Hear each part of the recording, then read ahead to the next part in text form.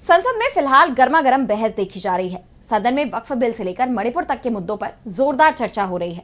बीते दिन संसद देर रात तक चली। इस दौरान लोकसभा में वक्फ बिल तो पेश हुआ ही, साथ ही मणिपुर में राष्ट्रपति शासन को लेकर वैधानिक प्रस्ताव भी पेश किया गया और काफी बहस के बाद ये प्रस्ताव पास हो गया। तो क्या कुछ हुआ सदन में, जानने के लिए देखिए ये रिपोर्ट। संसद में सत्ता पक्ष और विपक्ष के बीच तीखी बहस देखी जा रही है। लोकसभा में वक्फ बिल पारित होने के बाद सदन में मणिपुर का मुद्दा उठा। गृह मंत्री अमित शाह ने मणिपुर में राष्ट्रपति शासन के संबंध में लोकसभा में वैधानिक प्रस्ताव पेश किया।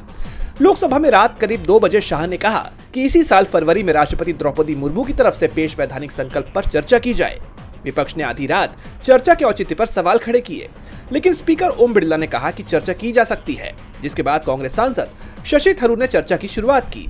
थरूर ने कहा कि मणिपुर की खौफनाक तस्वीरें राष्ट्रपति शासन लागू किए जाने के 21 महीने पहले आई थी। 70,000 से ज्यादा लोग विस्थापित हुए हैं, 250 से ज्यादा लोगों की जान चली गई, लाखों लोग प्रभावित हुए हैं। इससे साफ है कि कानून व्यवस्था बनाए रखने के जिम्मेदार लोग अपनी ड्यूटी पूरी करने में असफल रहे।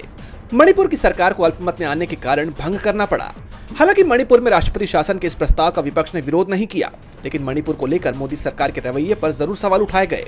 सपा सांसद लालजी वर्मा ने कहा कि मणिपुर में लंबे समय तक मानवता कराहती रही, लेकिन मानवता की बात करने वाली इस केंद्र सरकार ने हालात की संवेदनशीलता और विपक्ष की मांगों पर ध्यान नहीं दिया।